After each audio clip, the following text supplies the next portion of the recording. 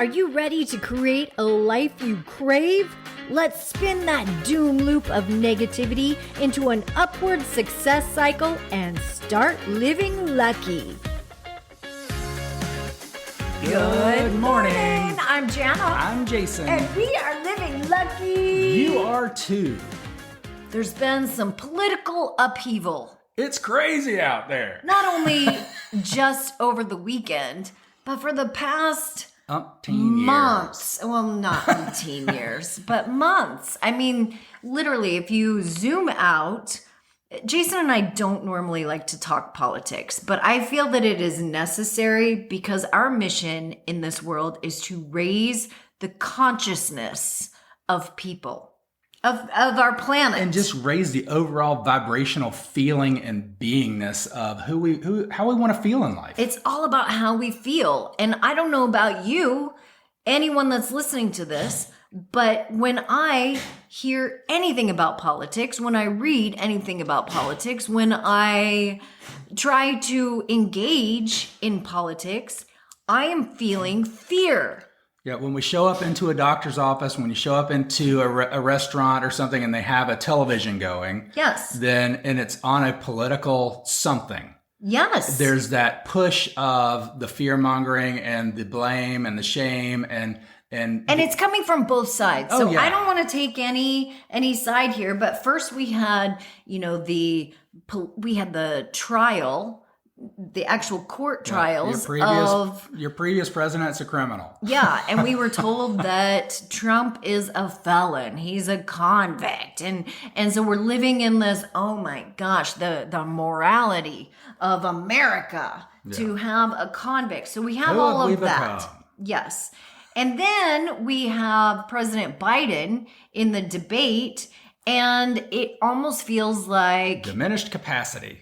Yes. And whether it's Parkinson's or dementia or jet lag. And we're literally like putting down elderly people. And again, we're feeling the fear of, oh my gosh, like what's going to happen in 4 years is this the best we've got? Yeah. It almost feels like we have created this impossible mission situation for ourselves. Pick the cream of the crap.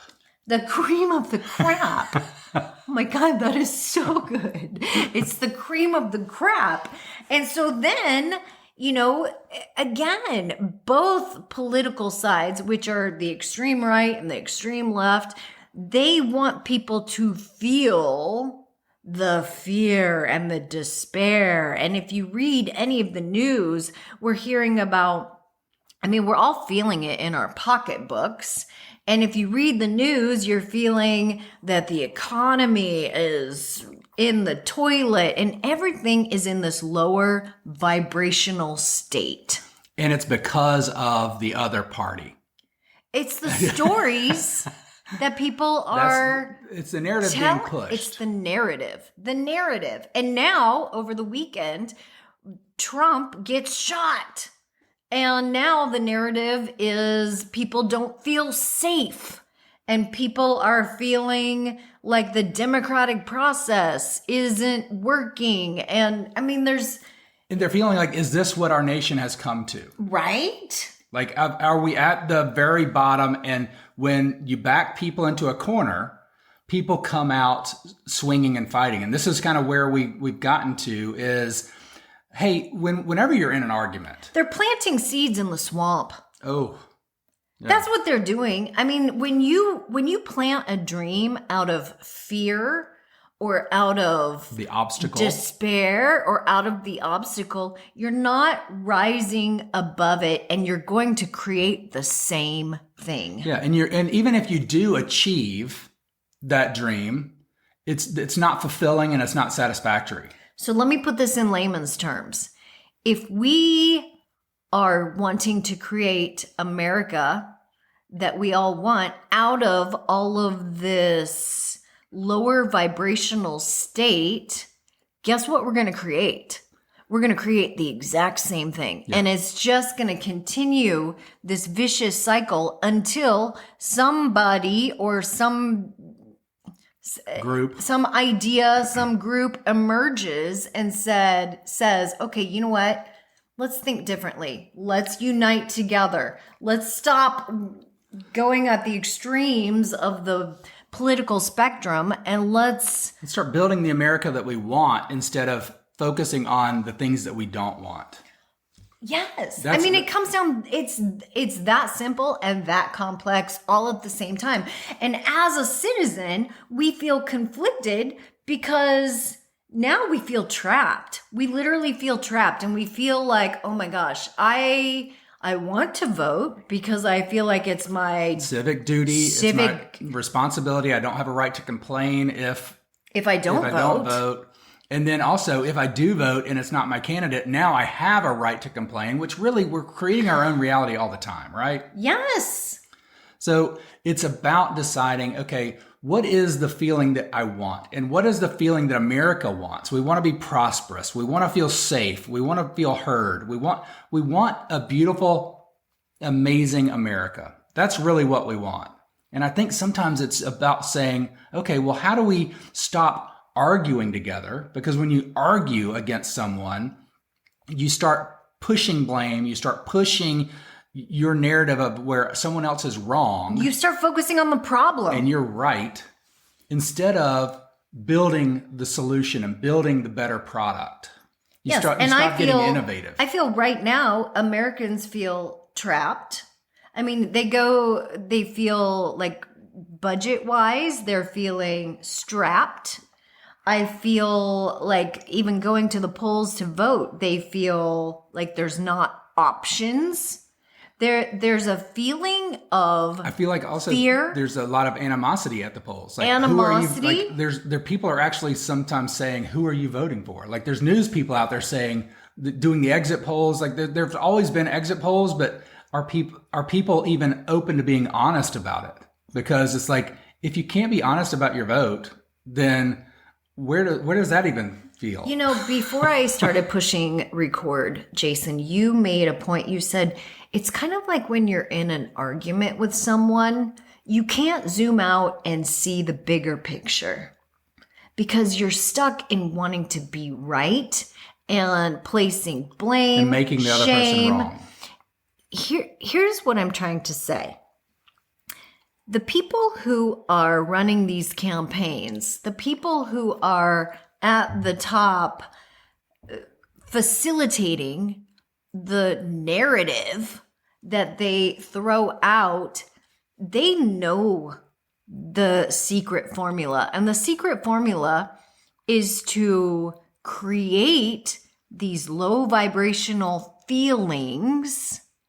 And then they come out saying that they are the solution. Yeah, their job is to create the other person as the destruction and the chaos and the car wreck.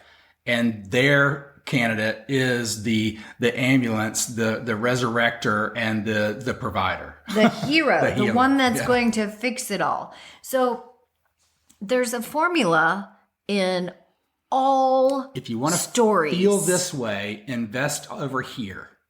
It's just like advertising. There is a victim, there is a hero, and there is I think it's called perpetrator. Right? Perpetrator. Yeah. Yes. So those are the three roles in every story. And that is what's happening right now with our American politics. Yeah. That is what's happening. And I hate to say it, but we all feel victimized in a way because we don't have choices. We don't have the choices that we want. So we're all feeling like this isn't fair. This isn't fair.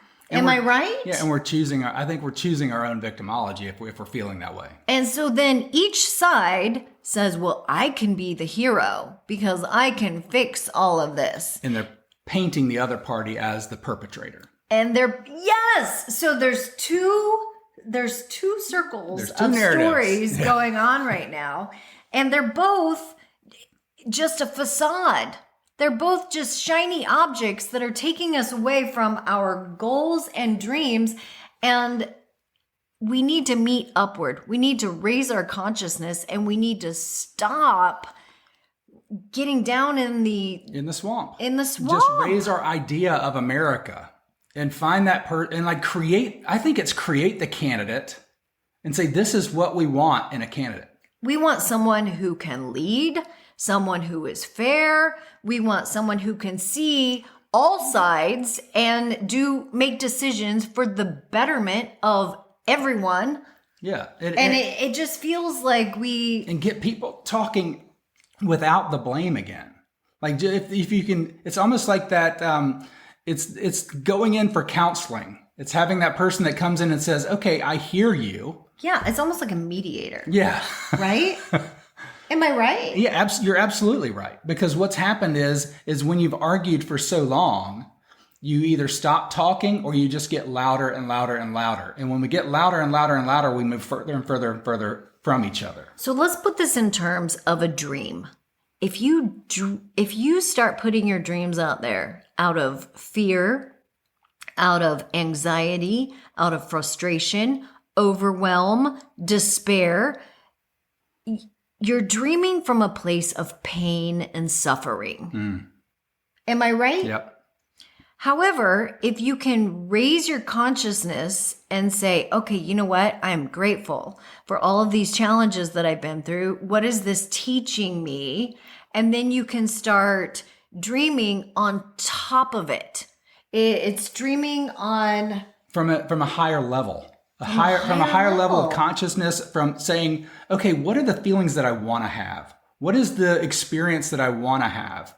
Like, what is the world that I want to create? And who are the people that can come alongside me and help create that? So let's think about that in the political sense. What is the feeling that we want to create? We want to create freedom. We want to create prosperity, leadership, options. We want choices as citizens. We want choices. We don't want to feel trapped. We want to feel free. That comes back to freedom. Autonomy, humility, kindness, like the upper level of emotions, excitement. Yeah. We want to be excited and proud. But I think we want pride in America again. And you know what? I feel like we have diminished the pride in America. I know that I was a Paralympian and I remember going to the Paralympics and being so proud to be an American and being so proud to wear the red, white, and blue. I am so embarrassed to say that Jason and I were just in Estonia last week, and the reaction we get when we say we are American is not nearly the respect that we grew up with and that we used to get 20 years ago. Well, and when you watch the news, the world news view, and we're not news watchers, but when you're going to see it on the news, when you're in a hotel in a foreign country, when you're in the airport in a foreign country. The debate played nonstop while we were in Estonia. Yeah. It played on every channel. In every language. And I hate to say, people were... They were appalled that we have... It was a joke. It was a joke. It was a joke. Like, look at those Americans. Yeah. There are people looking forward to what comes from this. Like, just to see what happens. And it's our time to say, okay, what is it that we really want? And how do we start creating that? And how do we start thinking differently? Because it feels to me like America is stuck in this system that isn't working for us anymore. And one side being right and the other side being wrong, and two people thinking the same thing. Yes. And when we start realizing we're all on the same team, we are all on the same team, and most people want to create the same feelings. Don't we all want the best for our children? We all want the best. I would say if you put everybody individually into a room and gave them a survey and a questionnaire and you said, what do you want the feelings of America to be? Most people would put the same words on the board. What we're fighting about is the strategy in order to create that feeling.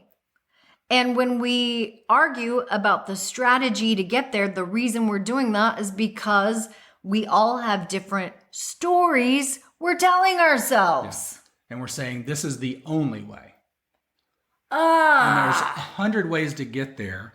And we just need to figure out, okay, what way works best for everybody? What way? And I get that you can't make everyone happy, but that's not what America is. It's about creating the best for the whole country. And then so instead of trying to create the most pain for one side and the most victory for the other side, what if we balance that out a little bit and meet upward? Yeah. Because upward. There's always a better solution when both parties. So the best negotiation tactic is where both parties win. It's a win-win. Okay, so let's come up with a third option that takes the values of what you want over here and the values of what you want over here, and let's meet upward. I mean, it just, from an outside looking in, it just, and I'm not even an outsider because I'm an American, I'm a citizen, so I'm feeling it as well. But I am allowed because of my training and because of all of the tools that Jason and I have acquired, I can zoom out, and it feels to me like we're creating this chaos. And the more that we live in it, and the more we talk about it, and the more we feel it, guess what we're going to create more of? Chaos. And it's the doom loop of despair on an American picture. It's somewhat of a resource drain, because we keep pouring our resources into proving rightness instead of creating the world that we want. Create the world we want. Create the candidate we want. I mean, it's up to us to start saying, this is what we want. This is the feeling we want to have. And let's stop arguing about how we're going to get there. This is the feeling that we have now. This is the feeling we want.